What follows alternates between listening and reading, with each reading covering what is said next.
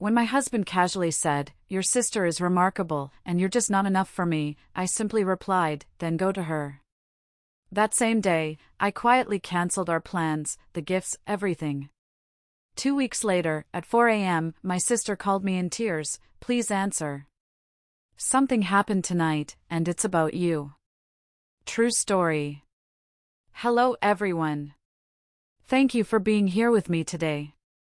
Before I begin my story, grab a warm cup of tea and get comfortable. I'd love to know what time of day you're watching this video. Please comment M for morning, A for afternoon, or E for evening. Now, let me take you into this story. The sound of a zipper closing shouldn't sound like a death sentence, but that Friday evening, in our quiet San Francisco apartment, it sounded exactly like the end of my world. Or at least, the end of the world I had spent 15 years building, paying for, and suffering in.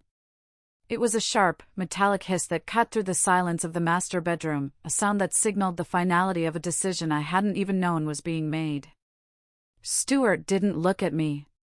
He was too busy admiring the way his shirts, the ones I had ironed that morning before heading to my boring job, looked in his vintage leather suitcase. It was the suitcase I had bought him for his last birthday, imported from Italy, costing more than my first car. He smoothed down a collar with a tenderness he hadn't shown me in a decade. He checked the pockets, ensuring his gold fountain pen was secure, treating his possessions with a reverence he never extended to his wife. "It's not just about space, Meredith," he said, his voice terrifyingly casual. He sounded like he was ordering a coffee or discussing the weather, not destroying a marriage of 15 years. "It's about vitality, energy, vibrational alignment." I stood by the kitchen island, gripping the cold marble counter until my knuckles turned white. The marble felt like ice against my palms, grounding me in a reality that felt like a nightmare. "Vitality?" I repeated, my voice flat, devoid of the scream that was clawing at my throat. "Is that what we're calling it now? Vibrational alignment?" He finally turned to look at me. His eyes swept over my gray cardigan, my messy bun, the tired lines around my eyes that were there because I'd been up until 3 a.m. working on a crisis strategy for a client in Tokyo. But he didn't know that. He just saw a tired, middle-aged housewife who paid the bills. He saw utility, not a partner. "Look at you, Meredith," he sighed, a sound full of deep, weary disappointment. "You just exist. You plod through life. You check boxes. You pay bills. You're comfortable. You're safe. But you're not remarkable." The word landed like a physical slap across my face. Remarkable. It hung in the air, sucking the oxygen out of the room. "And who is remarkable, Stuart?" I asked, though I already knew the answer. The sickness in my stomach, a cold, heavy stone that had been sitting there for months, told me the answer before he even opened his mouth. "Tabitha," he said. He didn't even have the decency to hesitate. He didn't flinch. "Your sister is, she's vibrant. She understands art. She understands passion. She makes me feel like I'm actually alive. She thinks I'm a genius, Meredith." When was the last time you looked at me like I was a genius? Probably before I realized I was paying for your genius's lunch every day for the last 10 years, I thought, but I didn't say it. Not yet. I held the words back, swallowing the bile. "So," I said, forcing my voice to remain steady, refusing to let him see me break. "You're leaving me. For my sister." "We have a connection," he said defensively, zipping the bag shut and lifting it off the bed. "She gets me. She understands the burden of being a creative soul in a capitalist world. And honestly, Meredith? My friends, they've been saying it for years. That I settled. That I could do better. Tabitha is better. She's remarkable. And you're just not enough for me anymore." The silence that followed was heavy, filled with the ghosts of 15 years. The sacrifices. The secrets. The nights I cried in the bathroom so he wouldn't hear because my sadness ruined his creative flow. I looked at this man. This man wearing the cashmere sweater I bought him, standing in the living room I paid for, holding the keys to the car I leased in my name. And suddenly, the crushing weight on my chest vanished. It was replaced by a cold, sharp clarity. It was the feeling of a fever breaking. "Okay," I said. He blinked, caught off guard. "Okay? You think she's better," I said, walking to the front door and opening it wide. The hallway air was chilly, carrying the scent of impending rain. "Then go to her. Go find better. But Stuart? Don't ever come back. When you walk out this door, you are walking out of my life, my bank account, and my protection." He looked at me with a mix of confusion and pity. He probably expected tears. He expected me to beg, to cling to his leg, to promise I'd dye my hair or lose 10 pounds or start listening to his pretentious lectures about architecture with more enthusiasm. He expected the desperate Meredith he had trained me to be. "I'll send for the rest of my things," he said, puffing out his chest as he walked past me, dragging the suitcase wheels over the hardwood floor. "I need to find myself, Meredith. I need to be with someone who matches my level." "Goodbye, Stuart," I said. I closed the door. I locked the deadbolt. I leaned my forehead against the cool wood and listened to his footsteps fade down the hallway. Click, clack, click, clack. Then the elevator dinged. Then silence. He was gone. My husband of 15 years was gone to sleep with my little sister. I didn't cry. I walked back to the kitchen island where my phone was sitting face down. It vibrated against the marble. A single notification. I picked it up. It was an email from my secure server. Subject: wire transfer confirmation from Catalyst Ventures, amount $14,800,000, status completed. I stared at the number. $14.8 million. The final payout for the sale of MJ Solutions, the company I had built from nothing, in the dark, while Stuart was busy finding himself and flirting with my sister. I looked around the empty apartment. Stuart thought he was leaving a boring, unremarkable wife for a life of luxury and passion with my sister. He had no idea he had just walked away from the bankroll that had supported his entire fantasy life. He thought I was nothing. He was about to find out I was everything. Before I tell you how I destroyed his ego piece by piece, I want to say thank you for being here. I'm sharing this because I know I'm not the only woman who has been underestimated. If you are watching this from your kitchen, your car, or your office, let me know in the comments which city you are tuning in from. I love seeing how far our community reaches. Now, to understand why I let him treat me like a doormat for so long, you have to understand Tabitha. You have to understand the Thanksgiving that changed everything. To understand why my husband felt comfortable telling me I was unremarkable compared to my sister, you have to understand the family ecosystem we grew up in. In psychological terms, they call it the dynamic of the golden child and the scapegoat. In my house, we just called it Tabitha and Meredith. Tabitha was born when I was 4, and from the moment she arrived, she was the sun, and I was just the faint background radiation of the universe. She was beautiful, yes, blonde curls, big blue eyes, a laugh that sounded like wind chimes. I was sturdy. Brown hair, brown eyes, serious face. My mother used to say, Meredith is the responsible one. Meredith can handle it. Handle it became my life sentence. It became my identity. If Tabitha broke a vase? Meredith, why weren't you watching her? If Tabitha failed a math test? Meredith, you should have tutored her better. If Tabitha needed a prom dress but money was tight? Meredith, you don't really need to go to math camp this summer, do you? Your sister needs this moment. It's her time to shine. I learned early on that my value lay in my utility. I was valuable only when I was fixing, paying, or cleaning up. Tabitha's value was inherent. She just had to exist to be adored. There is a specific memory that haunts me, a memory that, looking back, was the red flag I should have seen waving violently in the wind. It was 5 years ago, Thanksgiving. I had spent 3 days prepping. I brined the turkey for 24 hours in a mixture of herbs I grew myself. I made 3 types of pie from scratch because Stuart liked apple, my dad liked pumpkin, and Tabitha claimed to be gluten-free that month, so I made a specialized flourless chocolate torte just for her. I polished the silver until my fingers smelled like tarnish. I ironed the tablecloths. I paid for all the groceries, which had cost nearly $400, a sum that made me wince because Stuart hadn't had a commission in 6 months and our rent was due. Tabitha arrived 2 hours late. She breezed through the door in a white cashmere coat that looked suspiciously expensive, bringing a gust of cold air and the scent of expensive designer perfume. Stuart, who had been sulking on the couch watching football while I wrestled a 20-pound bird out of the oven, literally jumped up like a puppy hearing a treat bag open.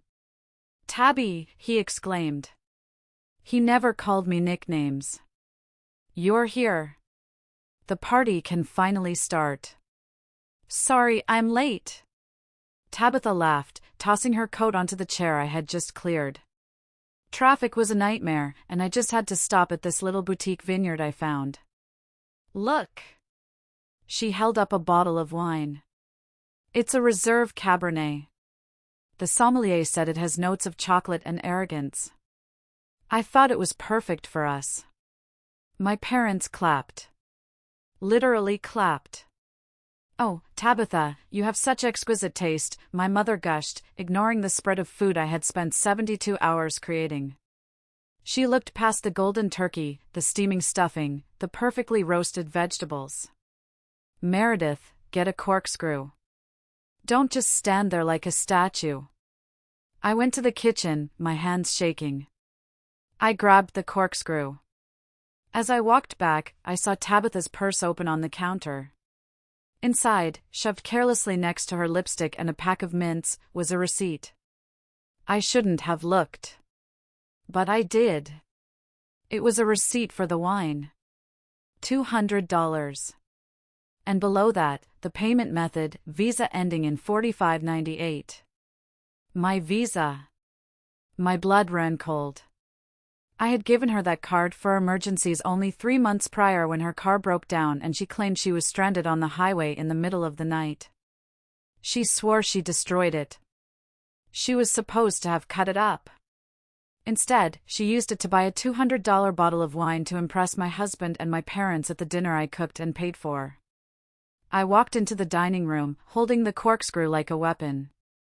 "Tabitha," I said, my voice trembling. "You bought this with my card? The emergency card?" The room went silent. But it wasn't the silence of shame for her. It was the silence of judgment for me. Tabitha's lip wobbled. A singular, perfect tear rolled down her cheek.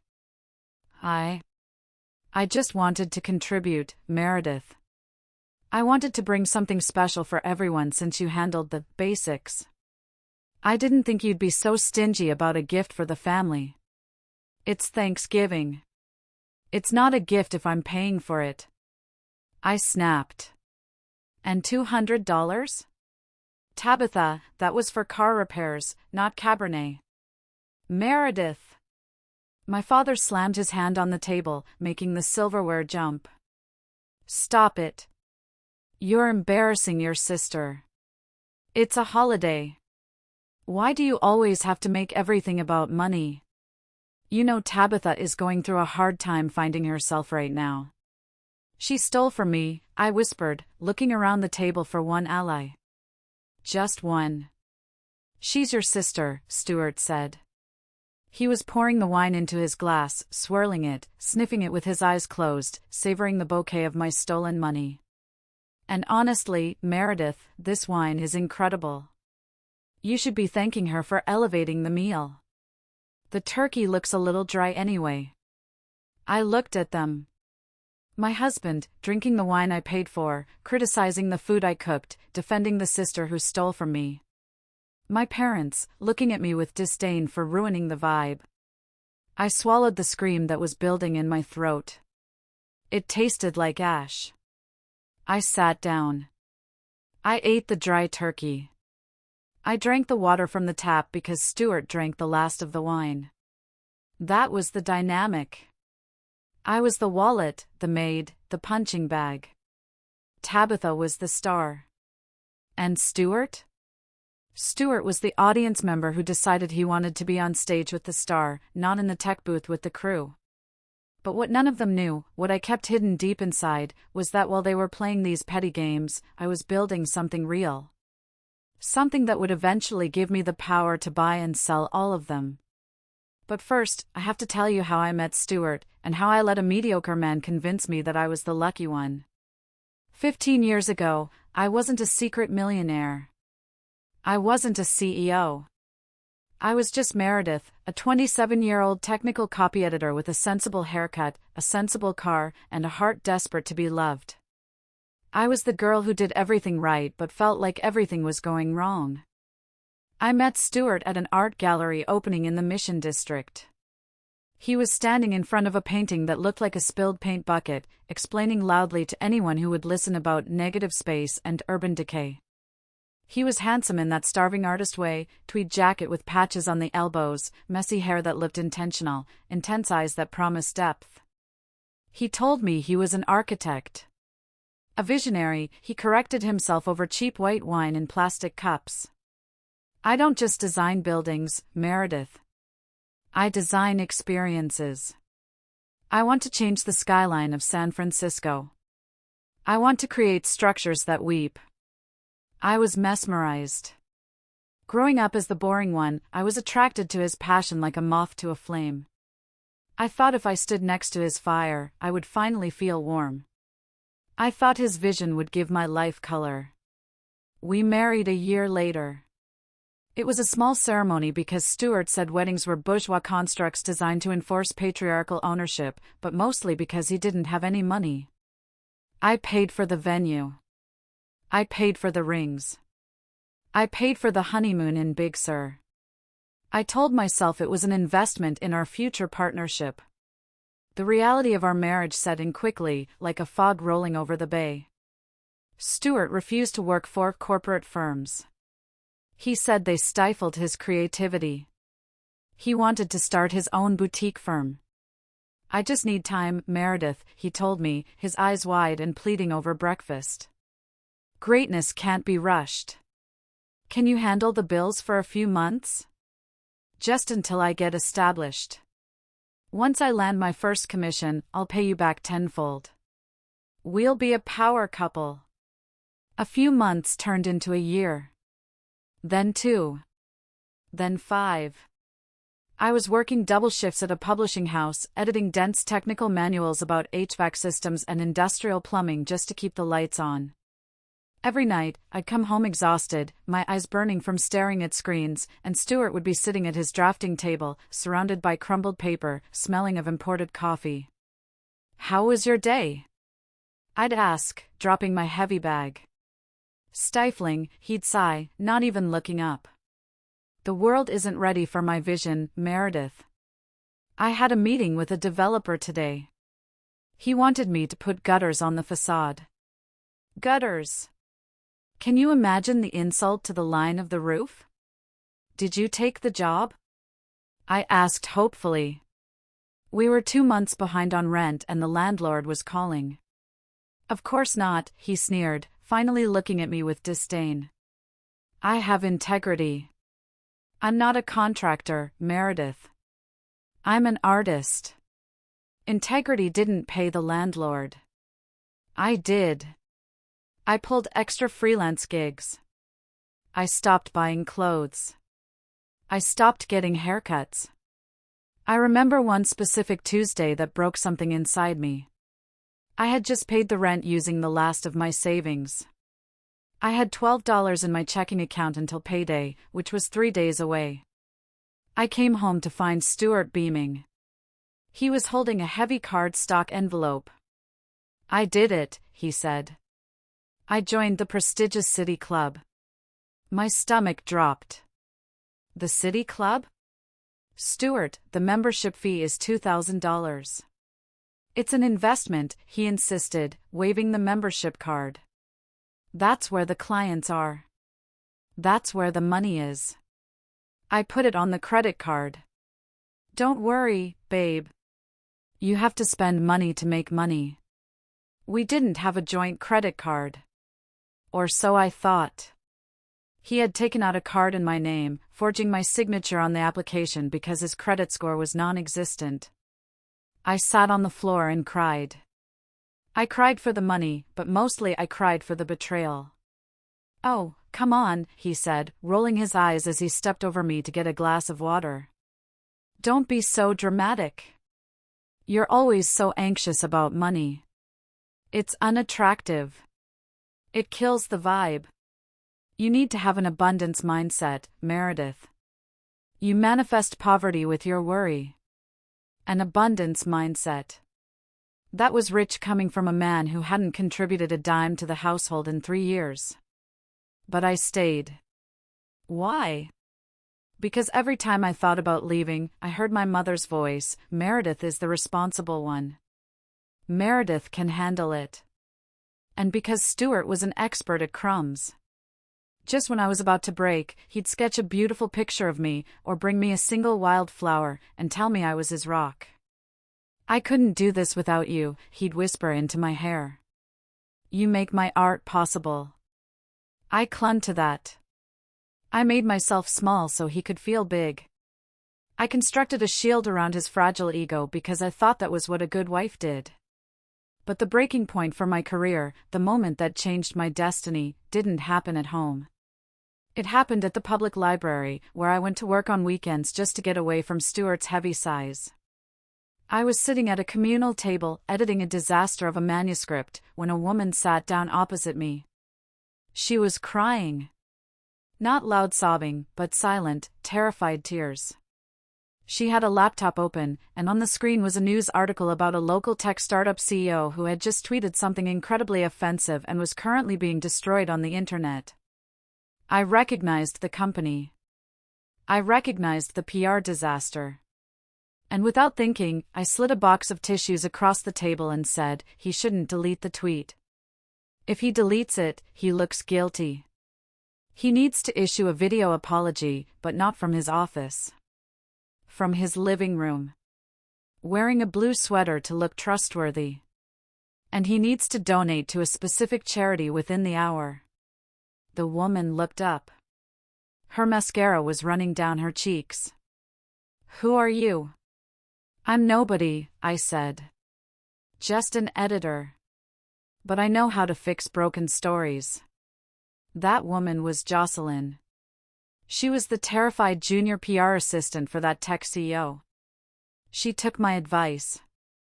She called her boss. They did exactly what I said. The stock price stabilized by Monday morning.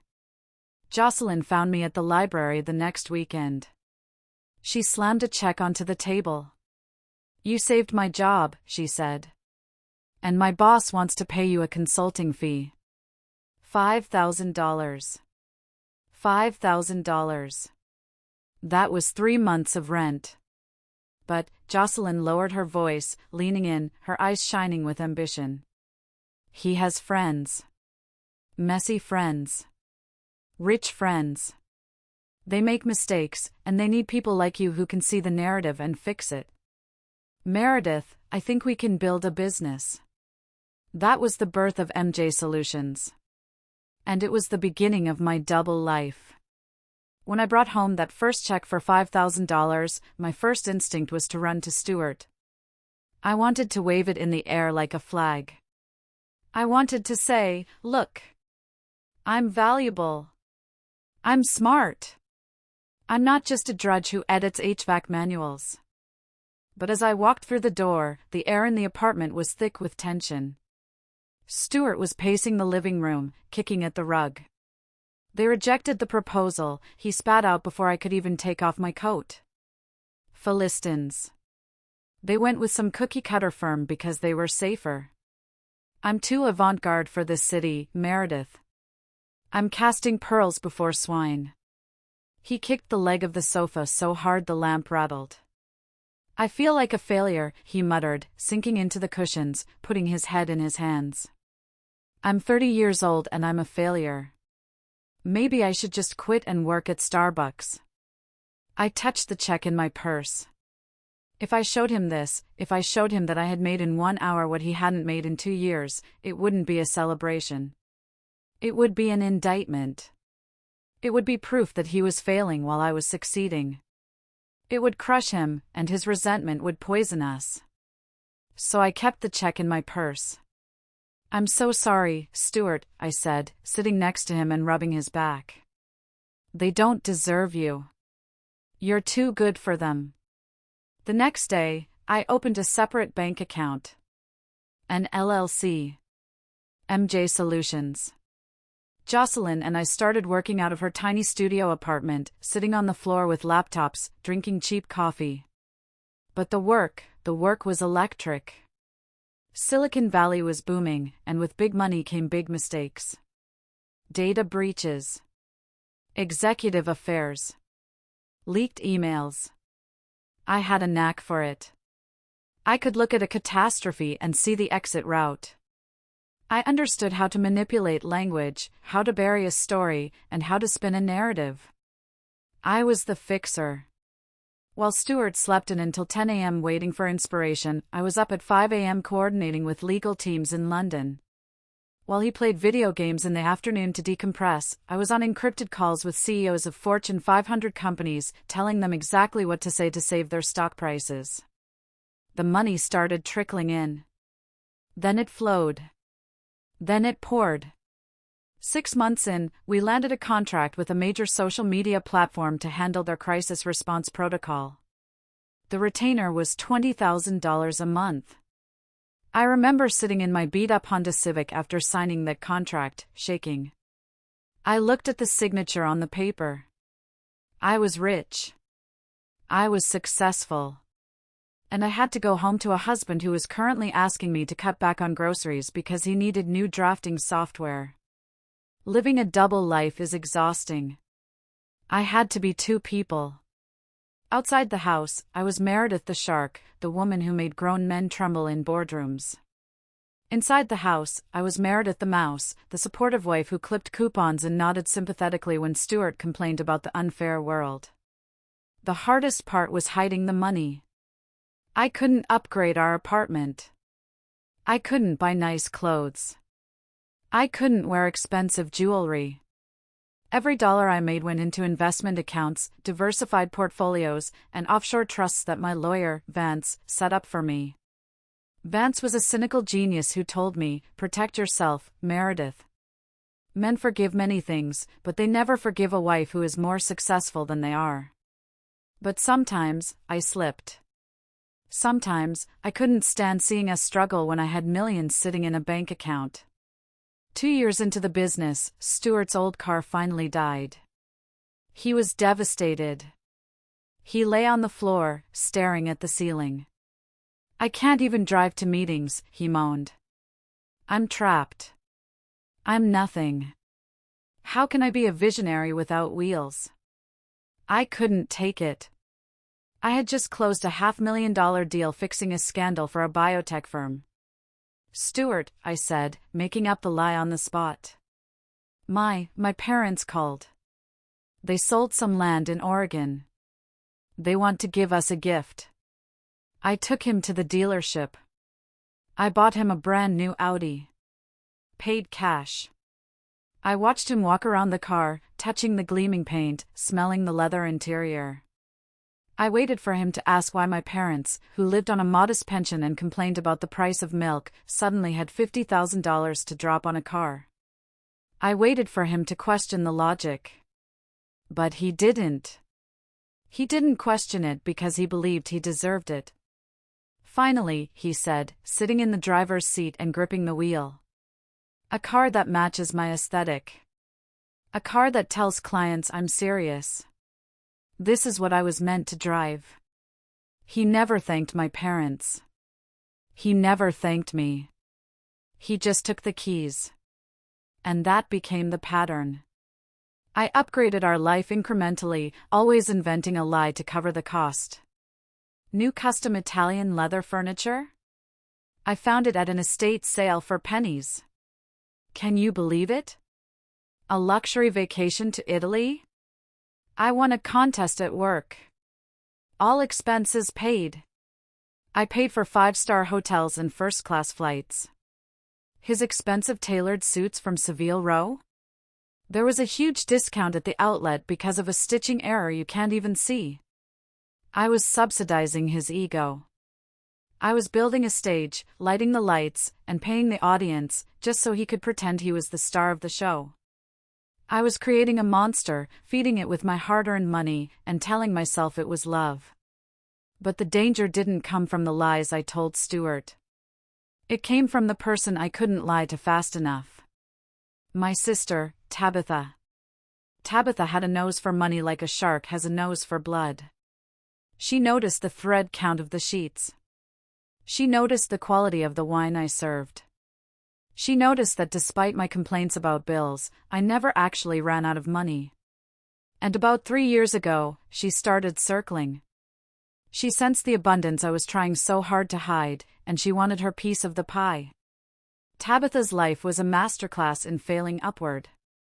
She moved from one disaster to another, always landing on her feet because someone else, usually me, was there to catch her. She married a personal trainer who turned out to be broke, divorced him, tried to become an Instagram influencer, failed because she refused to post consistently, tried to start a jewelry line, got sued for copyright infringement, and then decided her true calling was wellness coaching. Through it all, she needed money. At first, it was small amounts. Meredith, I'm short on rent this month. Meredith, my car needs tires. Meredith, I need a new laptop for my brand. I paid them. It was easier to pay than to listen to my mother's guilt trips about how I was hoarding my stable income. But as Stuart and I approached our mid-40s, Tabitha started to change her strategy. She stopped asking me for money directly. She realized there was a weaker link in the chain. She started asking Stuart. I remember coming home one evening to find them huddled over Stuart's laptop on the sofa. They were sitting close.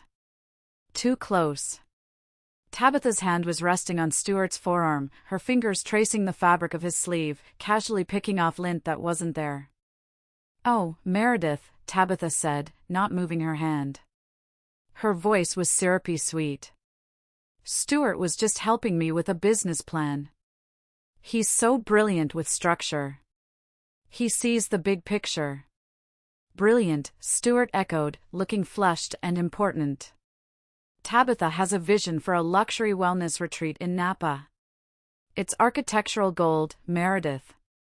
She wants to use sustainable materials." "I just need a seed investment," Tabitha said, turning her big, watery blue eyes on me. $10,000. That's all. Stuart thinks it's a guaranteed return. I have a presentation." She clicked a button. A PowerPoint slide appeared. It was clearly a template she had downloaded 5 minutes ago. It had spelling errors. It had photos of yoga mats stolen from Google Images. It was a joke. "We don't have $10,000, I lied automatically, dropping my keys on the counter. Stuart frowned. "Well, actually, Meredith, I was looking at the joint savings account. We have about $12,000 in there. The rainy day fund." My blood boiled. That was the money I kept visible to him, the money I trickled in from my salary as an editor to simulate a normal savings rate. "That's for emergencies, Stuart. If the car breaks down. If one of us gets sick. Not for hypothetical wellness retreats." "You don't believe in me," Tabitha whispered, shrinking back into the sofa cushions, making herself look small and victimized. "You never have. You're jealous because I have dreams and you just have spreadsheets. You hate that I want to fly." "It's not jealousy, it's math," I snapped. "And experience. Remember the jewelry line? Remember the dog walking app? You're being toxic, Stuart said, standing up to defend her. He placed a protective hand on her shoulder. This is family, Meredith. And honestly, I think it's a great idea. I believe in her. I told her we'd do it. You told her we would do it? I stared at him. Without asking me? I'm the head of this household, Stuart said, puffing out his chest, his voice dropping an octave to sound authoritative. I make executive decisions. I'm investing in talent. I looked at him. The man who hadn't paid a utility bill in a decade, calling himself the head of the household. The man whose executive decisions usually involved what topping to get on a pizza. I gave them the money. Not because I respected his authority, but because I saw the way he looked at her. He looked at her like she was a damsel in distress and he was the knight slaying the dragon. If I said no, I became the dragon. I thought if I gave the money, she would go away to Napa and leave us alone. I was wrong. She didn't go to Napa to build a retreat. She went to Napa to party. And apparently, Stuart went with her. It was 6 months ago. Stuart told me he had an architecture conference in San Francisco. Networking, he said, packing his overnight bag. Very important clients. Developers from Dubai. I need to be on my A-game. He was gone for 3 days. During those 3 days, Tabitha was posting incessantly on Instagram. Photos of vineyards. Photos of expensive cheese plates. Photos of 2 glasses of red wine clinking against a sunset. I zoomed in on one of the photos. In the corner of the frame, resting on the table, was a man's hand holding a cigar. I recognized the ring on the finger. It was the platinum band with the custom etching I bought Stuart for our 10th anniversary. My heart hammered against my ribs. I sat in my home office, surrounded by contracts for my company, and felt like the stupidest woman alive. When he came home, I asked him, "How was the conference?" "Exhausting," he said, avoiding my eyes as he unpacked. "Endless seminars. Boring lectures. But I made some good contacts. I think I really impressed the guys from Dubai. Did you see Tabitha? She was in Napa this weekend. It looked lovely." He froze for a fraction of a second. Just a glitch in the matrix. "No," he said, turning his back to me to hang up a shirt. "Why would I see her? I was in the city, Meredith. You're paranoid. You always try to connect dots that aren't there." He pulled a receipt out of his pocket and tossed it on the table. It was a parking stub from a San Francisco garage. "See? Proof. Stop being so insecure. It's unattractive. It makes you look old." I looked at the receipt. It was time-stamped for 1 hour on Friday morning. He had parked, got the receipt to create an alibi, and left. He had planned this. He had staged his lie. I didn't confront him then. Why? Because I was busy. MJ Solutions was in the middle of the most critical phase of the acquisition talks with Catalyst Ventures. I was negotiating a $14 million deal. I was working 18-hour days. I didn't have the mental bandwidth to fight with a cheating husband. I told myself, just get the deal done. Secure the money. Protect the asset. Then deal with Stuart. But I underestimated how brazen they had become. They weren't just sneaking around anymore. They were flaunting it. They were mocking me right to my face. And the climax of their cruelty happened exactly 1 week before he left me. The dinner party. It was supposed to be a celebration of Stuart's birthday. I had organized it, of course. I booked a table at Lucille, a trendy French bistro in the city that Stuart loved because the portions were microscopic and the waiters were rude, which he mistook for European sophistication. I invited his friends, a group of creatives who all dressed in monochromatic black and complained about gentrification while sipping $20 cocktails paid for by their parents' trust funds. And, of course, Tabitha. I wore a navy blue dress I had owned for 5 years. It was elegant, appropriate, modest. It was the dress of a wife who supports, not a woman who shines. Tabitha walked in 20 minutes late, drawing every eye in the room. She was wearing a red slip dress that looked more like lingerie than clothing. It was skin-tight, backless, and screamed for attention. It was a dress that said, "Look at me, I'm the main character." "Happy birthday, brother-in-law," she purred, leaning in to kiss Stuart on the cheek. She lingered there.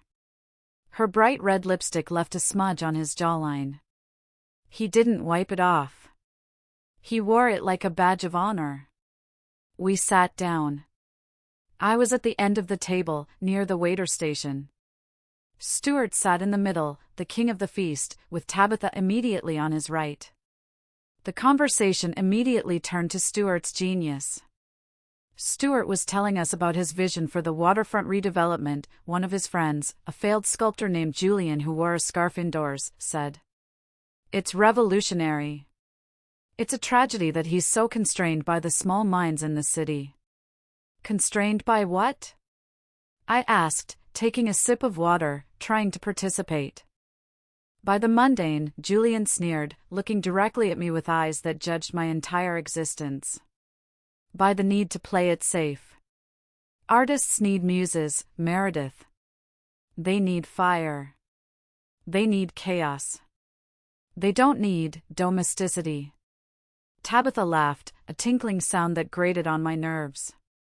She touched Stuart's arm, her fingers walking up his bicep. "Oh, Julian, don't be mean to Meredith. She tries her best.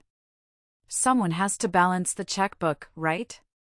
While the rest of us dream in color, Meredith dreams in black and white." "I suppose," Stuart said. He looked at me, his eyes cold and detached.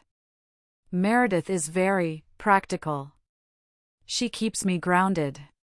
Sometimes a little too grounded. Like an anchor dragging in the mud. Or a ball and chain," Tabitha giggled. The whole table laughed. It wasn't a friendly laugh. It was a pack of hyenas laughing at the wounded gazelle. I felt heat rising up my neck, a flush of humiliation. "I'm not an anchor, Stuart. I'm the boat. Without the boat, you'd drown. You'd be treading water in the middle of the ocean." "Ooh, touchy," Tabitha mocked. "See? No sense of humor. Stuart needs someone who can laugh. Someone who can run with him. Someone who understands that life is about more than just paying bills." I dropped my napkin. It was an accident, my hands were shaking with suppressed rage. "I'll be right back," I said, needing to escape the suffocation of their ridicule, needing to breathe air that didn't smell of their expensive perfume and condescension. I bent down to pick up the napkin from the floor. And that's when I saw it. The tablecloth was long, draped almost to the floor. Under the table, in the dim light, I saw Stuart's hand resting on Tabitha's knee. Her legs were crossed, leaning toward him. His thumb was stroking her skin, a slow, intimate, possessive rhythm. Up and down. Up and down. They weren't just flirting. They weren't just having an emotional affair. They were together. Right here. In front of me. At the dinner I was paying for. I stayed under the table for a second longer than necessary, breathing through the nausea that threatened to empty my stomach. I saw everything clearly then. The disrespect. The theft. The betrayal. It wasn't just that they were cheating. It was that they were doing it while I sat 2 feet away, paying for their champagne. I sat back up. My face was pale, but my eyes were dry.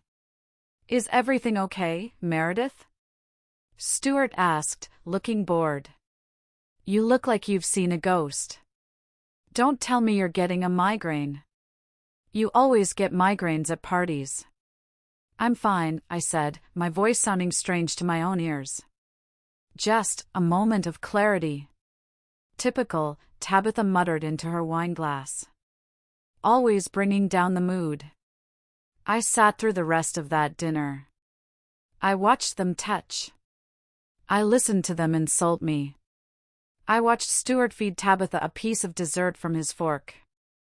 I paid the $600 bill with the card Stuart thought was backed by my freelance savings.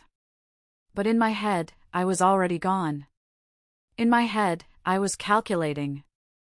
I realized then that simply leaving him wasn't enough. Divorce wasn't enough. If I just divorced him, he would play the victim. He would try to take half of everything, claiming he contributed to my success by supporting me. He would use my money to fund his life with Tabitha. They would laugh about me in my own house. No. I needed a nuclear option. I needed to make sure that when I left, I took the floorboards with me so they would fall straight into the basement. I needed to shatter his reality so thoroughly that he would never be able to piece his ego back together. When we got home that night, Stuart was buzzing with adrenaline. "Great night," he said, loosening his tie. "Did you see how Tabitha charmed everyone? She really lights up a room. You could learn a thing or two from her social skills, Meredith." "She certainly does," I said, turning off the lights. "She lights everything on fire." 1 week later, he packed his bags. He thought he was discarding me. He didn't know I had already unlocked the cage and was just waiting for him to walk out so I could bolt the door behind him and watch him starve in the wild. The morning after Stuart left, I didn't spend the day crying in bed eating ice cream. I didn't call my friends to sob about being abandoned. I spent it in the glass-walled office of Vance & Associates, the most ruthless divorce firm in San Francisco. Vance was a shark in a three-piece bespoke suit. He had sharp eyes and a smile that terrified opposing counsel. He had been my corporate attorney for MJ Solutions, protecting my intellectual property, but today, he was wearing his divorce hat. "So," Vance said, leaning back in his leather chair, tapping a gold pen against the desk. "He's gone. And the wire transfer from Catalyst Ventures just hit your separate account." "Yes," I said. $14.8 million. It cleared this morning. And he knows nothing? He thinks I'm a freelance copy editor making $40,000 a year. He thinks I clip coupons because I have to, not because I'm hiding assets." Vance smiled. It wasn't a nice smile. It was a predatory smile. "Perfect. Now, let's talk strategy. California is a community property state. Usually, everything acquired during the marriage is split 50-50ths. If he finds out about the money, he'll want $7 million. He'll argue he supported your career, that he was the wind beneath your wings." "He's not getting a dime," I said, my voice hard. "He was the anchor around my ankles." "That's why we have the ironclad protocol," Vance said, tapping a thick file on his desk. "We had prepared for this. Years ago, when I started making real money, Vance had advised me to set up a postnuptial agreement. At the time, I told Stuart it was to protect him from my potential business debts because I was taking on risky freelance contracts. I told him I didn't want his credit score to be ruined if I failed. Stuart, terrified of debt and protective of his precious credit score, had signed it without reading it. He thought he was protecting himself from my failure. In reality, he had signed away his right to any future assets derived from my separate property business entity. "The postnup is solid," Vance confirmed. "But we need to be careful. If he can prove he contributed to the business, even emotionally, or by giving you advice, he could challenge it." "Did he ever help you? Name the company? Design a logo?"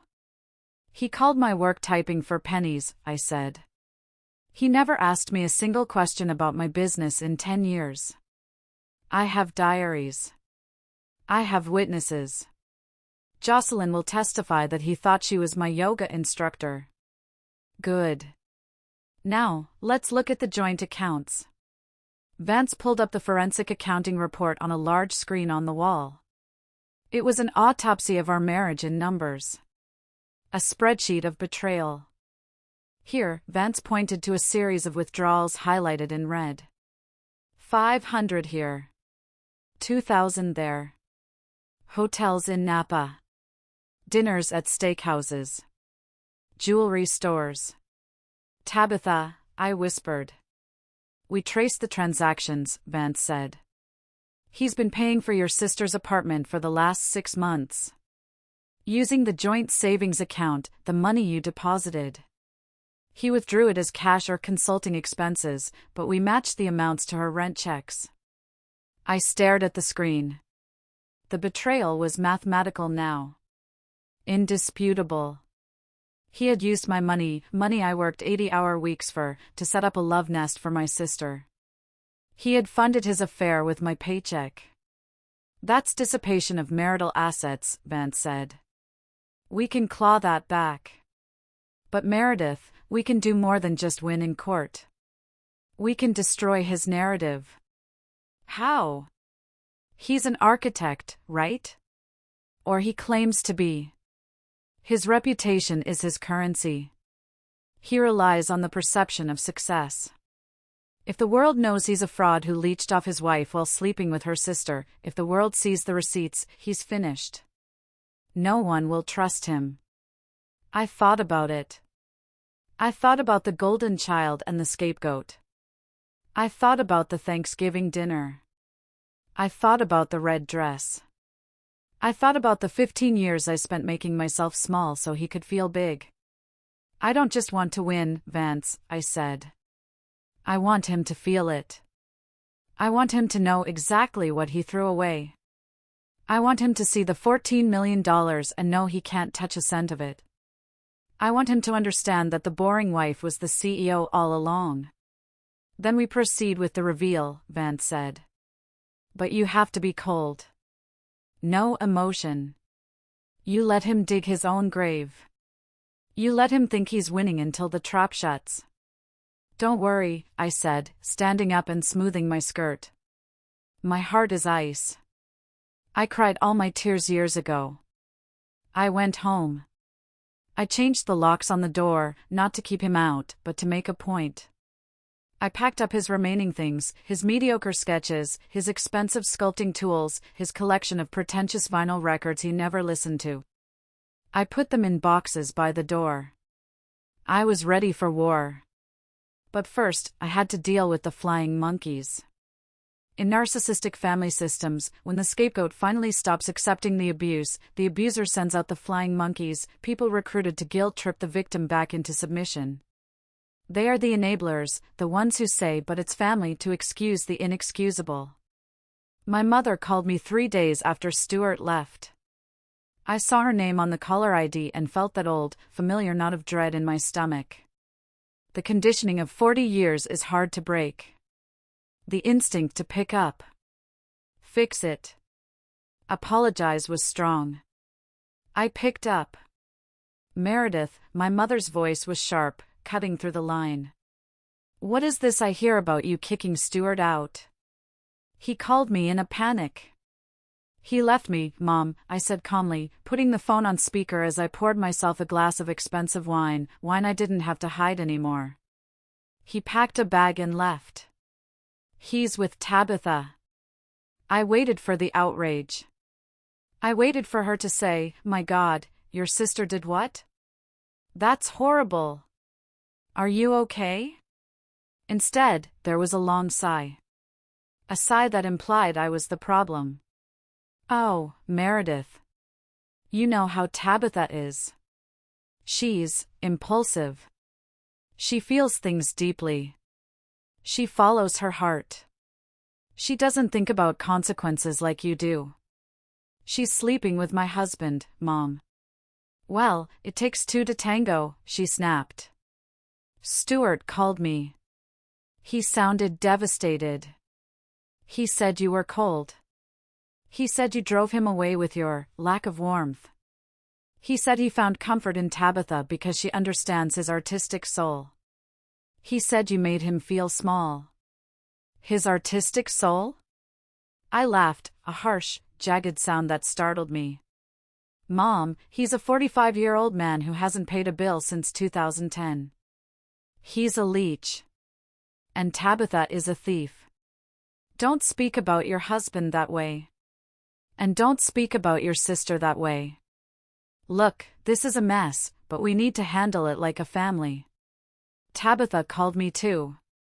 She's crying. She says she loves him. She says they are soulmates. She says they finally found happiness. I don't care what she says. Meredith, listen to me. You are the strong one. You always have been. Tabitha is fragile. If you make a scene, if you divorce him and make this public, it will destroy her reputation. She's trying to build her wellness brand. She can't handle a scandal. So you want me to do what? Stay married to him while he lives with her? Keep paying his bills? No, don't be ridiculous. But maybe you could support them for a while? Just until they get on their feet. Stuart says he was cut off from the bank account. He can't even buy groceries. You have that steady job. You can afford to help them. Be the bigger person, Meredith. Do it for the family. Do it for me. I'm getting old, I can't handle this stress. The room spun. My mother was asking me to fund my husband's affair with my sister because I was the strong one.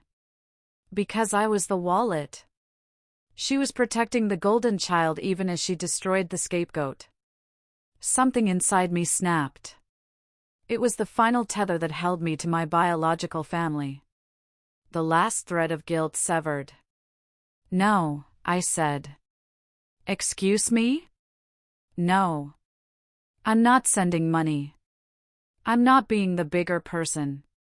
I'm not fixing this. And I'm not keeping quiet. Meredith, if you do this, if you turn your back on your sister when she needs you.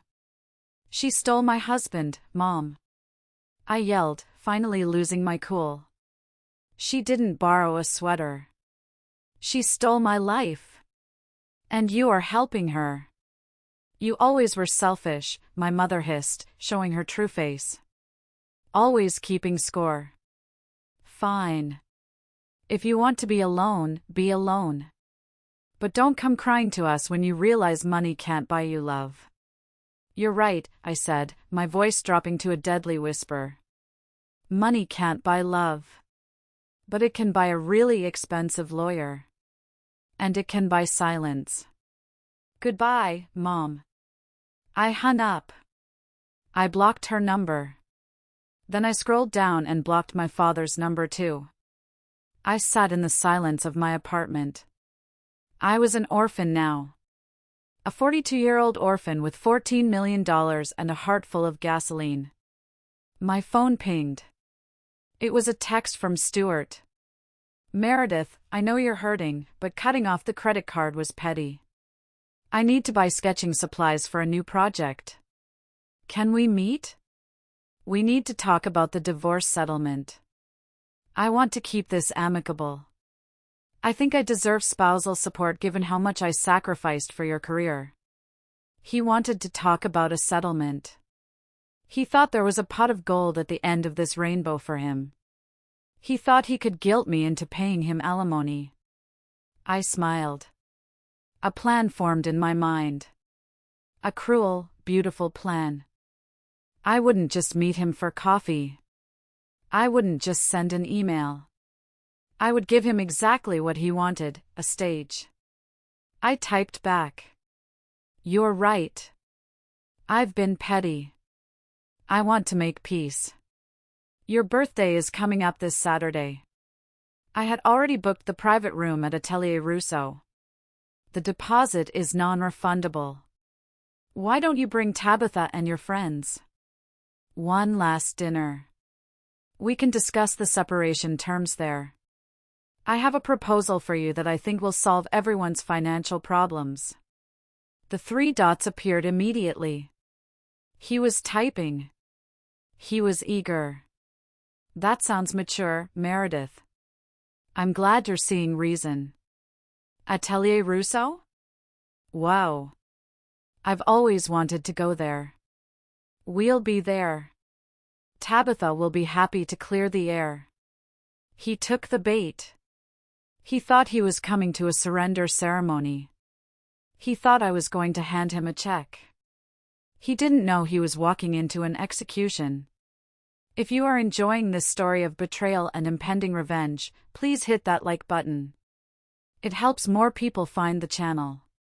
And get ready, because the dinner party is where everything explodes.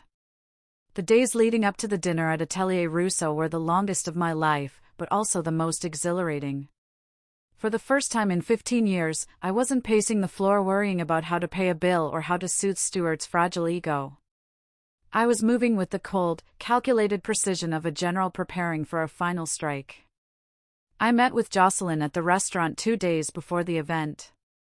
Atelier Rousseau isn't just a restaurant, it's a fortress of culinary pretension in the heart of San Francisco's financial district.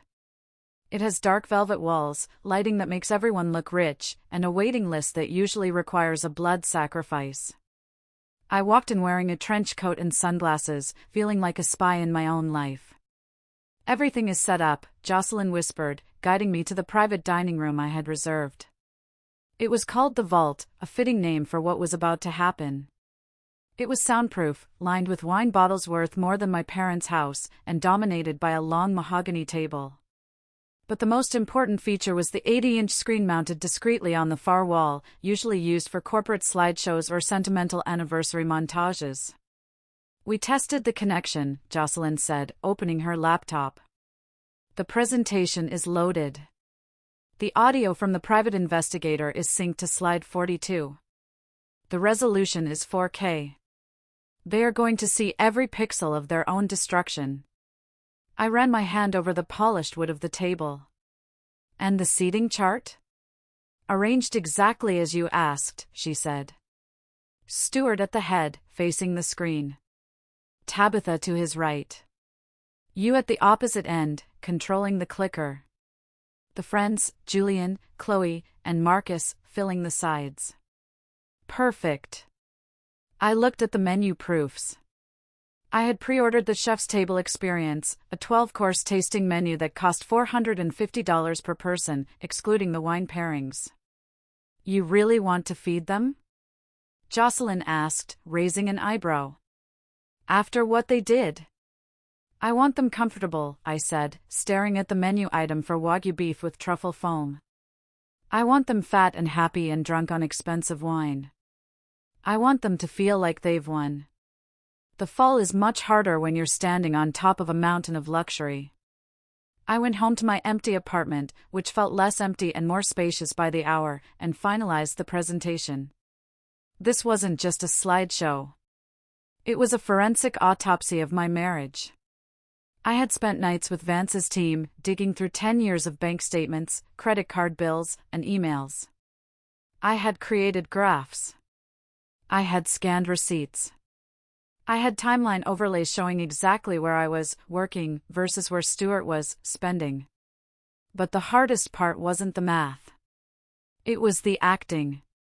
I had to play the part of the defeated wife one last time. Stuart texted me on Friday night, just confirming for tomorrow. Tabitha is a bit nervous. She hopes you won't make a scene. She's very sensitive. I stared at the screen, marveling at the audacity. She sleeps with my husband, moves into an apartment paid for with my money, and she is the sensitive one? I typed back, tell her not to worry. The evening is about closure. I just want everyone to be happy. I've ordered the vintage Bordeaux she likes. You're a good woman, Meredith, he replied. I knew you'd understand eventually. He really believed it. He really believed that I was so desperate for his approval, so conditioned to be the doormat, that I would buy them dinner to apologize for them betraying me. That night, I stood in front of the mirror practicing my face. I practiced the sad, resigned smile. I practiced the slumped shoulders. I practiced the look of a woman who has accepted her place as the unremarkable background character. But behind my eyes, there was something new. A spark. A fire. I looked at the woman in the mirror, 42, lines of wisdom around her eyes, strength in her jaw, and I whispered, "Tomorrow, you burn it all down."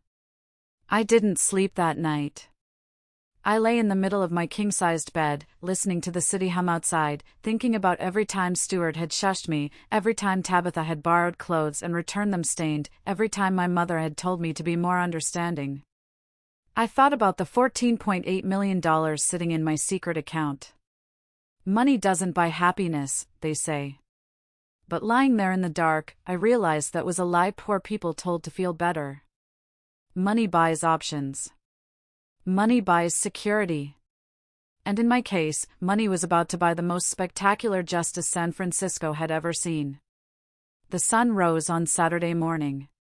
It was a gray, foggy day, perfect weather for a funeral. And that's what tonight was. A funeral for Stuart's ego. I arrived at Atelier Rousseau 30 minutes early. I wanted to be seated, composed, and controlling the space before they walked in. I wore the same navy blue dress I had worn to the disastrous dinner a week ago, the boring dress. I wanted to look exactly how they remembered me, predictable, safe, invisible. Jocelyn was hidden in a booth in the main dining room, acting as my backup.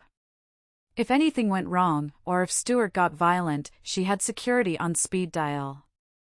I sat at the foot of the long mahogany table in the vault. The room smelled of expensive lilies and old money. A waiter poured me a glass of sparkling water. "We are ready for the presentation whenever you are, madam," he whispered. I had tipped him $500 beforehand to ensure absolute cooperation. "Thank you, Henri. Just wait for my signal." At 7:15 p.m., they arrived. I heard them before I saw them. Tabitha's laugh, that high-pitched, wind chime sound that used to make me smile but now sounded like nails on a chalkboard, echoed down the corridor. The door opened. Stuart walked in first. He looked expansive. He was wearing a new suit, one I knew I hadn't paid for, which meant he had probably put it on a credit card he assumed I would eventually pay off. He scanned the room, taking in the crystal chandeliers, the velvet chairs, the sheer opulence of it all. "Wow," he breathed. "Meredith, you really went all out." Tabitha slinked in behind him. If her dress last week was inappropriate, this one was a declaration of war. It was white. A white, lace, strapless cocktail dress that looked disturbingly bridal. She was clinging to Stuart's arm with both hands. Behind them trailed the flying monkeys, Julian the failed sculptor, Chloe the poet who lived off her parents, and Marcus, Stuart's college roommate who had always looked at me like I was the help. "Hi, Meredith," Tabitha said, her voice dripping with faux sweetness. She didn't let go of Stuart. "This place is insane. I can't believe we got a reservation. You must have called in a serious favor." "I pulled some strings," I said softly, gesturing to the seats. "Please, sit." "Happy birthday, Stuart." Stuart took the seat at the head of the table, the power seat. Tabitha sat to his right. The friends filled in, looking at me with that specific mix of pity and contempt people reserve for the ex-wife who doesn't know when to quit. "So," Julian said, unfolding his napkin. "We were just saying in the Uber how mature this is. Conscious uncoupling, right? Very Gwyneth Paltrow." "Something like that," I said. "It's good that you're accepting reality, Meredith," Chloe chimed in, reaching for the bread basket. "Stuart and Tabitha, their energy is just undeniable. It's quantum physics. You can't fight physics." "No," I agreed, gripping my water glass under the table. "You certainly can't fight physics. Or math." The sommelier arrived to pour the first course pairing, a crisp champagne. "To Stuart." Tabitha toasted, raising her glass high. "To new beginnings. To following your heart. And to leaving the past behind." She looked directly at me when she said the past. To Stuart, the table echoed. Stuart beamed. He looked like a king holding court. He looked at me down the length of the table with a benevolent smile. Thank you, Meredith, he said. Really. This means a lot. I know things have been rocky. But I'm glad we can be civilized. I want us to be friends. I want you to be part of our lives. Maybe you can even help Tabitha with her business plan? You're good at the boring paperwork stuff. I almost laughed. The audacity was breathtaking. He was leaving me, sleeping with my sister, and in the same breath asking me to do her paperwork. We can talk about all of that, I said, my voice steady. But first, let's eat. I ordered the tasting menu. I think you'll love the third course. It's called Smoke and Mirrors. The dinner proceeded. I watched them eat my food. I watched Tabitha feed Stuart a bite of scallop. I watched Marcus whisper something to Julian while looking at me and snickering. They drank bottle after bottle of wine. They got louder. They got more arrogant. They forgot I was there, or rather, they treated me like the furniture, functional, necessary, but easily ignored. I'm thinking of expanding the firm, Stuart announced loudly during the duck course. Now that I have the right creative environment. Tabitha and I are looking at lofts in Soma. Something with exposed brick. Expensive, but worth it for the inspiration. How will you pay for it? I asked quietly. The table went silent for a second. Oh, Meredith, Stuart sighed, rolling his eyes. Always the bean counter. Money is energy. It flows. When you align your chakras, the resources appear. Besides, we'll work out the settlement details. I'm sure you want to be fair. Fair, I repeated. Yes. Fairness is very important to me. By the time dessert arrived, a chocolate sphere that melted when hot caramel was poured over it, they were drunk and complacent. They were bloated with arrogance. Meredith, Stuart said, leaning back and patting his stomach. This was amazing. You really outdid yourself. It's a nice send-off. It's not quite over, I said, standing up. The room quieted. I prepared something, I said, walking toward the wall with the screen. A little presentation. Since we're all here. Since we're discussing the future and the past. Oh God, Tabitha groaned. Is it a photo montage? Please tell me it's not pictures of your wedding. That would be so cringe. Not exactly, I said. I pulled a sleek metal remote from my pocket. I signaled Henri, the waiter, who dimmed the lights. Stuart, I said, my voice changing. The softness was gone. The boring wife timbre was replaced by the voice I used to negotiate multi-million-dollar contracts. You said I wasn't remarkable. You said I lacked ambition. You said I was holding you back. Meredith, don't make a speech, Stuart warned, looking uncomfortable. I'm not making a speech, I said. I'm making a statement. I clicked the button. The screen blazed to life. But it wasn't a picture of us. It wasn't a memory. It was a logo. Sharp, modern, metallic gold against a black background. MJ Solutions Crisis Management and Brand Strategy. What is this? Julian asked, squinting. Is this your new blog? Next slide, I said to myself. I clicked again. The screen shifted. A graph appeared. A line graph that started flat and then shot upward like a rocket, climbing into numbers that made people in that room dizzy. Annual revenue, Year 1, $120,000 Year 2, $850,000 Year 3, $2,400,000 Year 4, $4,200,000 current YTD, $6,500,000. The room was silent. Not the polite silence of a dinner party, but the confused, heavy silence of people trying to solve a puzzle in a language they didn't speak. "What are we looking at?" Stuart asked, his voice slurring slightly from the wine. "Whose company is this?" "Mine," I said. The word hung in the air, simple and devastating. Tabitha let out a high, incredulous laugh. "Yours?" "Meredith, you edit HVAC manuals. You fix typos for a living." "I haven't edited a manual in 10 years, Tabitha," I said, walking slowly toward the head of the table. "While you were trying to become an influencer and Stuart was finding his vision, I was building the premier crisis management firm in Silicon Valley.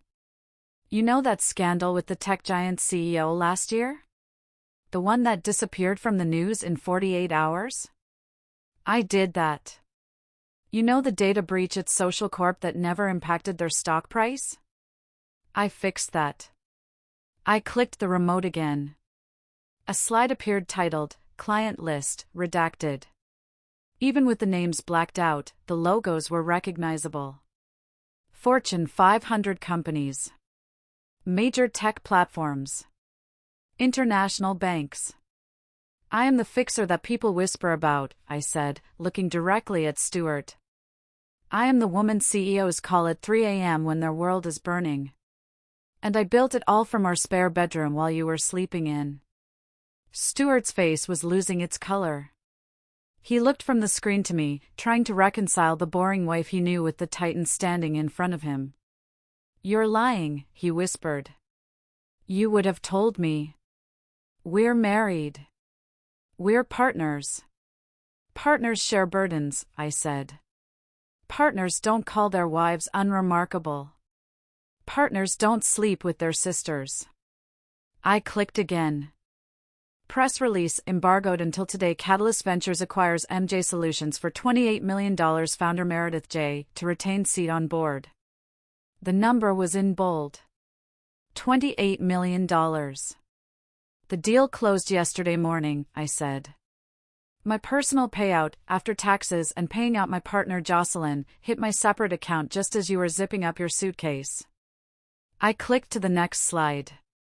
A screenshot of my bank account balance. Available balance, $14,842,000.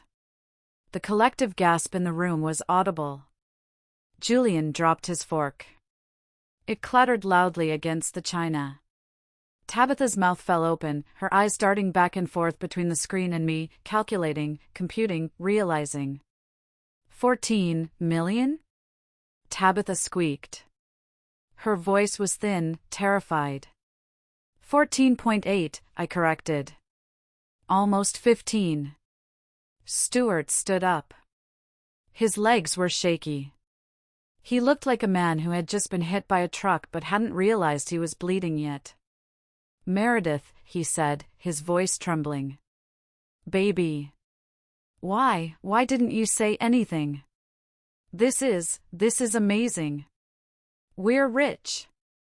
We can, the firm, the loft." He took a step toward me, his hands reaching out, his face transforming from confusion to a desperate, greedy hope. "I knew you were special. Deep down, I always knew you had this hidden depth. That's why I pushed you. I pushed you to be great." I laughed. It was a cold, sharp sound.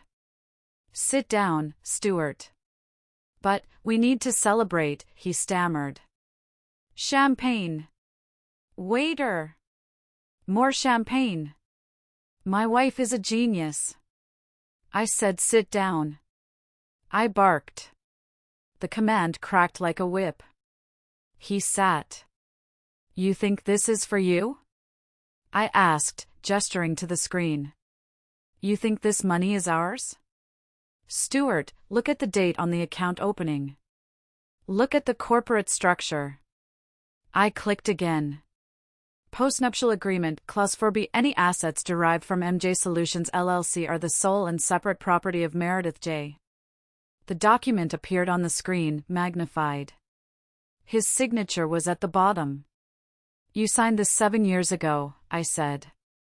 You didn't read it because you were too busy worrying that my little freelance hobby would ruin your credit score.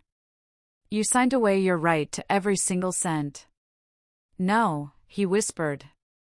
That's not legal. I didn't know. It's very legal, I said. And Vance is very expensive. But that's not the best part. The best part is the next section. I leaned in, placing my hands on the table, looming over him. You see, Stuart, I was willing to share. For a long time, I was planning to surprise you. I was saving it for our anniversary. I was going to buy you that firm you wanted. I was going to give you everything.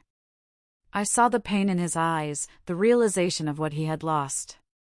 But then, I continued, you started sleeping with my sister.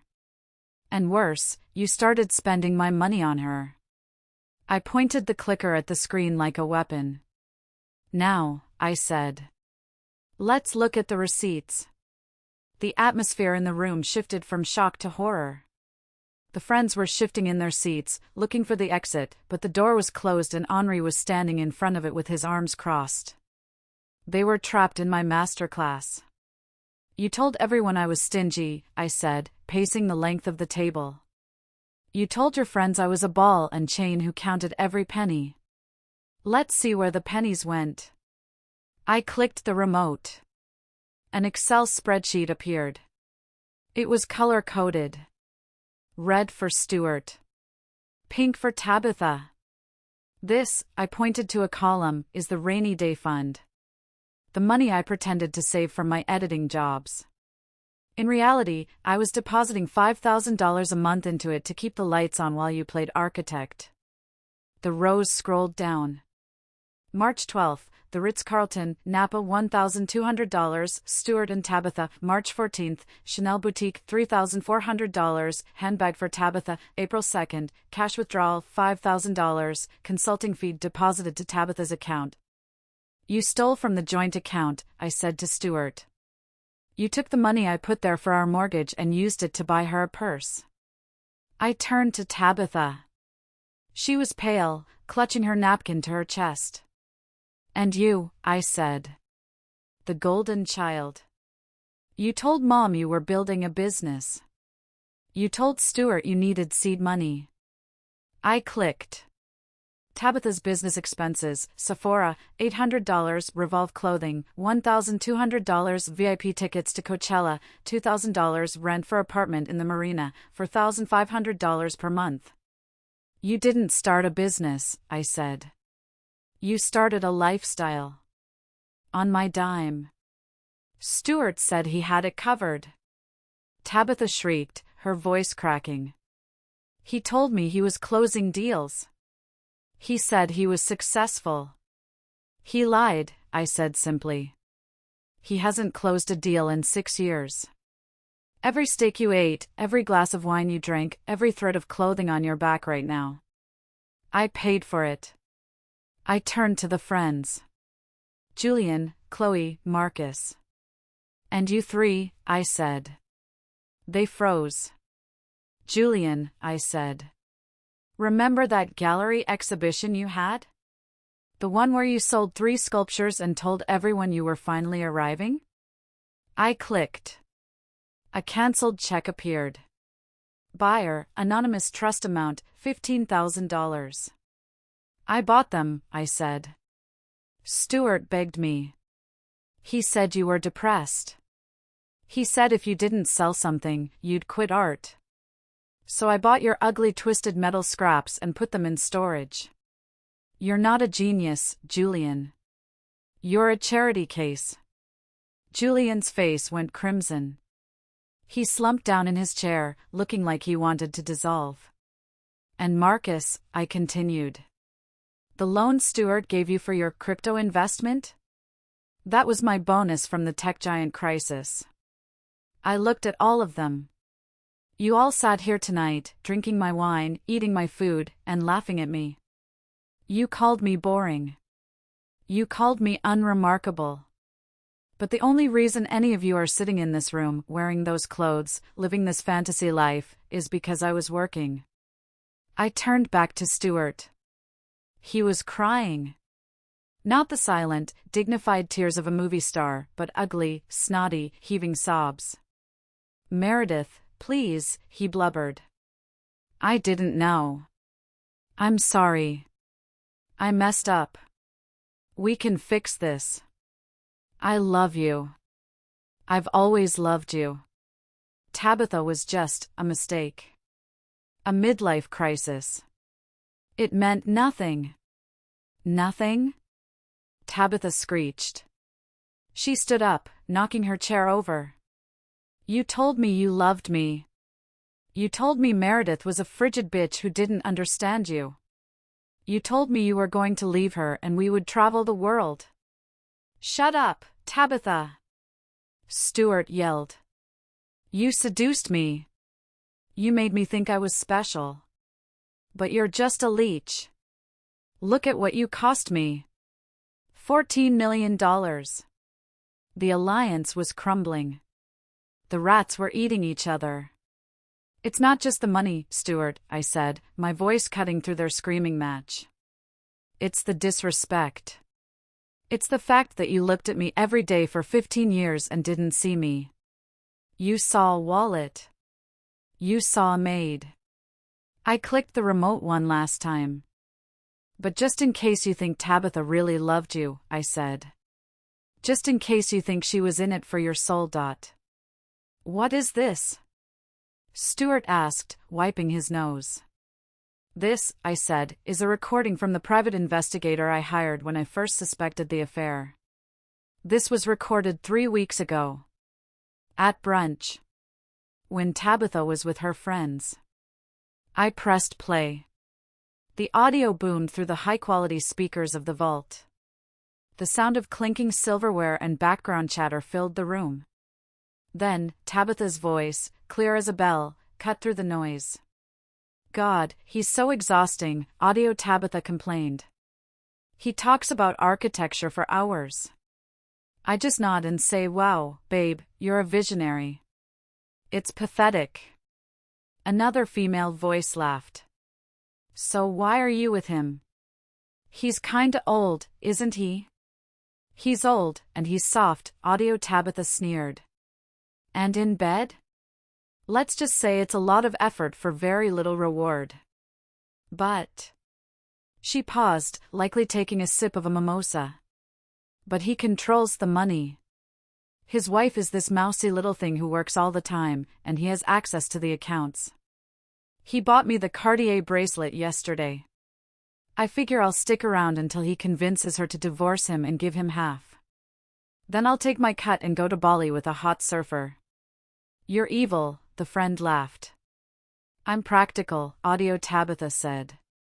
"Stuart is a stepping stone. A squishy, needy, bald spot-hiding stepping stone."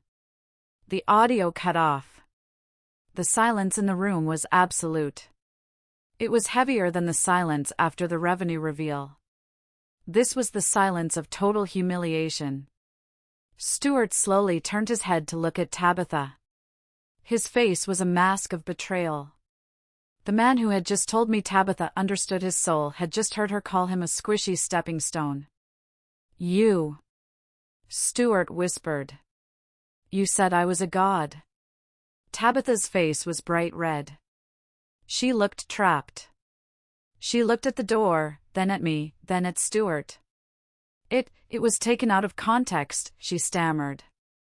"I was drunk. I didn't mean it. Meredith doctored the tape. She's using AI." "It's not AI, Tabitha," I said calmly. "It's you. It's always been you. Shallow. Selfish. Grasping." Stuart stood up. His chair scraped violently against the floor. "You used me?" he screamed at her. "I left my wife for you. I left $14 million for you. And you think I'm pathetic? You are pathetic." Tabitha screamed back, abandoning the innocent act. Her face twisted into a snarl. "Look at you. You're a loser, Stuart. Meredith was right. You haven't made a dime in years. You drove a car she paid for, lived in a house she paid for, and bought me gifts with her money. You're not a provider. You're a parasite. And what are you? I interjected, enjoying the show. A parasite on a parasite. Stuart looked like he was going to have a stroke. His veins were bulging. He looked at me, his eyes wide and pleading. Meredith, he choked out. You see? You see what she is? I was tricked. I was a victim here too. Please, take me back. We can go to counseling. I can change. I'll sign a new postnup. Just, don't leave me with her. Don't leave me with nothing. I looked at him. I looked at the man I had loved for 15 years. And I felt nothing. No anger. No sadness. Just the mild annoyance one feels when stepping on gum. It's too late, Stuart, I said. The divorce papers are already filed. Vance served them to your lawyer this morning. Along with the eviction notice. Eviction? The apartment lease, I said. It was in my name. I terminated it yesterday. You have 48 hours to vacate. And since you used joint funds for unauthorized expenses, Vance has frozen the remaining assets in the joint account pending litigation. So I have nothing? You have your genius, I said. And you have Tabitha. I hope you two are very happy together in whatever cardboard box you end up in. I walked over to where my purse was sitting. I pulled out a small, sleek envelope. However, I said, I'm not a monster. It is your birthday. Stuart's eyes lit up. A glimmer of hope. Meredith? I tossed the envelope onto the table. It slid across the mahogany surface and stopped right in front of him. Open it. He tore it open with trembling hands. He pulled out a piece of paper. It was the bill for tonight's dinner. Total, $6,450 gratuity, 20% $1,290.00 grand dollar total, $7,740 status, unpaid. Happy birthday, I said. You wanted the luxury lifestyle? You can pay for it. I canceled my card on file right before I walked in. I can't pay this, he shrieked. My cards are declined. I guess you'll have to wash dishes, I said. Or maybe Tabitha can sell that handbag I bought her. I signaled Henri. They are all yours. I turned around and walked toward the door. Behind me, the chaos erupted. Tabitha was crying. Stuart was yelling at the waiter. Julian and the friends were trying to sneak out but were blocked by security. I walked out of Atelier Rousseau into the cool San Francisco night. I took a deep breath. The air smelled of fog and the ocean. It smelled of freedom. I didn't look back. I didn't go back to the apartment. I checked into the St. Regis. I booked the presidential suite because, for the first time in my life, I wasn't saving for a rainy day. The storm had passed. I took a long bath. I ordered room service, fries and a glass of champagne, and watched bad reality TV. I turned my phone off. But at 4 a.m., the hotel room phone rang. I woke up, disoriented. The heavy curtains blocked out the city lights. I fumbled for the receiver. Hello? Meredith? Is that you? Please, don't hang up. It was Tabitha. But not the arrogant, sneering Tabitha from dinner. This was a broken, terrified voice. She was sobbing so hard she could barely speak. What do you want, Tabitha? I asked, sitting up and turning on the lamp. It's Stuart, she choked out. He went crazy, Meredith. After you left the restaurant, they called the police because we couldn't pay. I assumed they would. They kept us there for hours. Julian and the others, they left. They just ran out the back fire exit and left us there. Stuart had to give them his watch. His Rolex. The fake one you bought him. It wasn't fake, I said. It was real. I just told him it was fake so he wouldn't ask how I afforded it. Oh God, she wailed. He gave away a real Rolex? Focus, Tabitha. Why are you calling me? We got kicked out. We were on the street. And Stuart, he just snapped. He started screaming at me. He said I ruined his life. He said I was a whore. He started throwing my clothes. He had my suitcase in the trunk. He threw them into the street. Into a puddle, Meredith. My silk tops. Tragic. And then, he tried to grab me. He was shaking me. A passerby saw it and called the cops. They arrested him, Meredith. They took him away in handcuffs. He's in jail. Domestic disturbance and public intoxication. Okay, I said. And I'm alone, she wailed. I'm on the street. It's freezing. I have nowhere to go. My apartment key, it was in Stuart's pocket. The police took his personal effects. I can't get into my place. And you stopped paying the rent, so the landlord changed the code anyway. That sounds like a series of unfortunate events, I said calmly. Meredith, please. I'm your sister. I'm sorry. I'm so sorry. I was jealous. I just wanted what you had. Please, can I come to your hotel?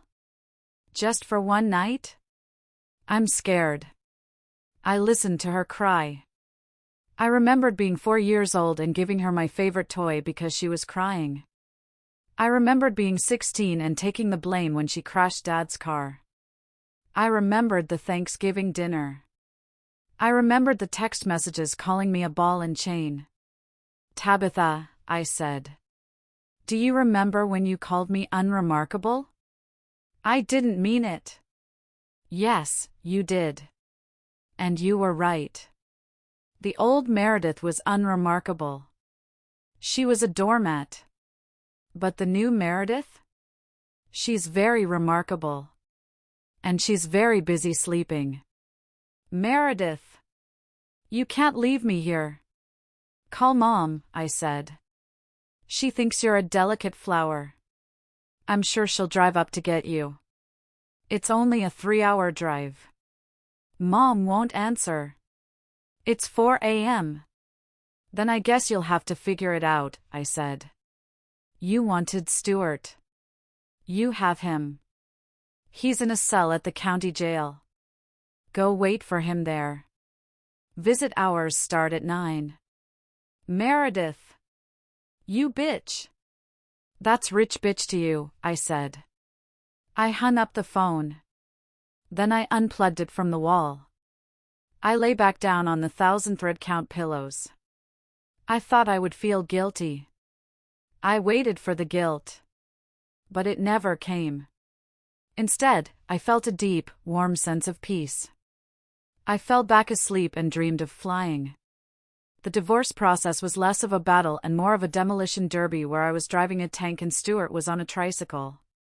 He hired a lawyer, a strip mall guy named Richard who wore ill-fitting suits and smelled like desperation. He couldn't afford anyone else. Vance, on the other hand, brought a team of 5 associates to the deposition. Stuart tried everything. First, he claimed he was a co-founder of MJ Solutions. Vance produced the LLC formation documents, signed solely by me and Jocelyn. He produced emails where Stuart referred to my work as your little typing thing. He produced the lack of any investment capital from Stuart. Claim denied. Then, he claimed spousal support. He argued that he had sacrificed his own career to support mine, taking on the domestic burden. Vance played a montage of video clips from our home security system, which Stuart forgot existed. Clip after clip of Stuart playing video games while I cooked, cleaned, and worked. Clip after clip of him sleeping until noon. And then, the kicker, Vance produced the receipts of me funding his career. The AIA memberships, the software licenses, the office rent for a firm that had no clients. The respondent has been the sole financial provider for the household for 10 years, the judge said, looking over his glasses at Stuart with disdain. Request for support denied. Finally, Stuart tried the fraud angle. He claimed I committed financial infidelity by hiding assets. It's not fraud, Your Honor, Vance argued brilliantly. It was safety. My client protected her assets from a spouse who was actively dissipating marital funds on an extramarital affair. We have proof of the dissipation. He showed the spreadsheet. The Tabitha tax. The judge looked at the numbers. He looked at the postnup. The agreement holds, the judge ruled. Mr. Stuart, you signed it. You are an adult. You cannot claim ignorance of a contract just because you didn't bother to read it. The final settlement was brutal. I kept 100% of the proceeds from the sale of MJ Solutions. I kept the apartment proceeds, since I bought it before marriage. Stuart got his car, which I stopped making payments on, so it was about to be repossessed. He got his clothes. And he got half of the joint checking account, which, after Vance deducted the dissipated assets spent on Tabitha, amounted to a debt of $4,000 that he owed me. I'll waive the $4,000, I told Vance. I don't want a check from him. I just want him gone. I saw Stuart one last time in the hallway of the courthouse. He looked older. Smaller. The vitality he had talked about was gone. He looked like a man who had been hollowed out. Meredith, he said, stopping me. Tabitha wasn't with him. I heard she had moved back in with our parents and was currently making their lives miserable. Stuart. Was it worth it? He asked. Destroying us? Destroying the family? I looked at him. I adjusted my Hermes scarf. I didn't destroy anything, Stuart. I just turned on the lights. You were the one who was ugly in the glare. I miss you, he whispered. Not the money. You. No, you don't, I said. You miss the safety. You miss the person who cleaned up your messes. But she doesn't exist anymore. I walked away. My heels clicked on the marble floor. It was the sound of victory. 6 months have passed since the dinner at Atelier Rousseau. My life today looks nothing like the life I had. I sold the apartment in San Francisco. It had too many ghosts. I bought a villa in Tuscany.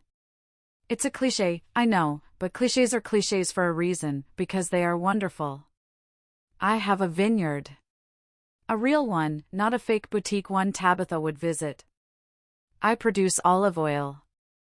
I wake up when the sun rises, not because I have to coordinate with London, but because the light over the hills is too beautiful to miss. Jocelyn and I started a new venture. It's a foundation that provides grants and legal aid to women trapped in financially abusive relationships. We call it the Phoenix Project. We help women build secret funds.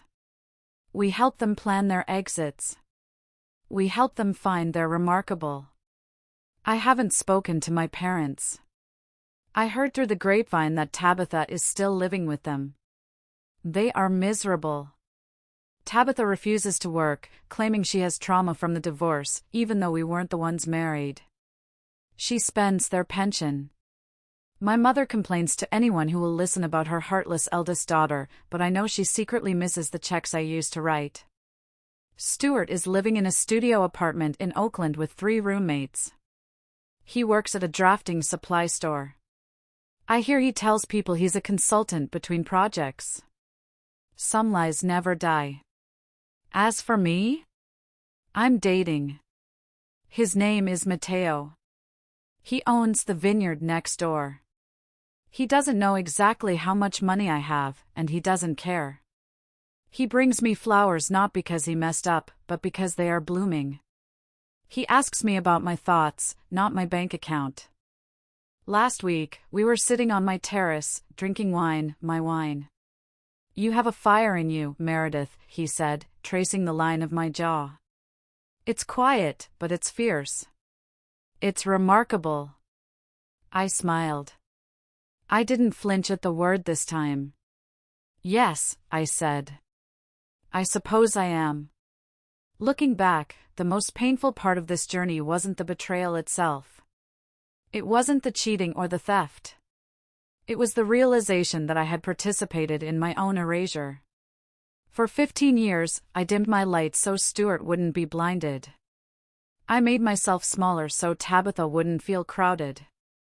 I accepted the label of unremarkable because it was safer than being threatening. But here's the truth I learned, the truth that cost me 15 years and earned me $14 million. You cannot love someone into respecting you. You cannot pay someone into valuing you. And you cannot save people who are determined to drown, especially if they are trying to stand on your shoulders to keep their heads above water. Family isn't just blood. Blood is a biological accident. Family is behavior. Family is reciprocity.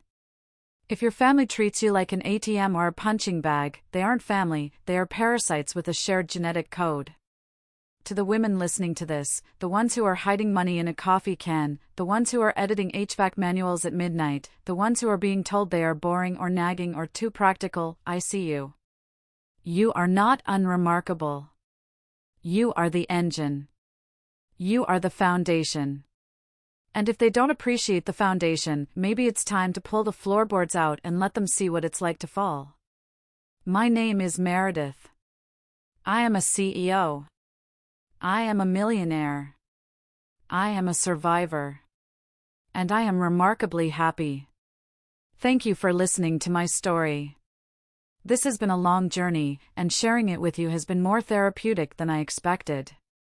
There is power in speaking your truth, even if your voice shakes, or even if your voice is as steady as a heart surgeon's, like mine is now. I hope my story gave you a spark. I hope it made you look at your own relationships and ask the hard questions. Are you the boat, or are you the anchor? Are you the star, or are you the wallet? If you enjoyed this story, if you felt that satisfying burn of justice when the slide deck revealed the truth, please do me a favor. Like this video. It helps the algorithm find other women who might need to hear this message. Subscribe to the channel. We are building a community here, a community of people who refuse to be invisible. And share this.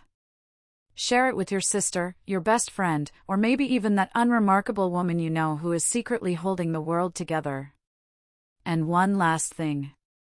In the comments below, tell me, what is the one thing you are secretly amazing at that nobody gives you credit for? Let's celebrate each other in the comments. Let's be remarkable together. Until next time, keep your head high, keep your receipts, and never, ever let them tell you you're not enough. Goodbye for now.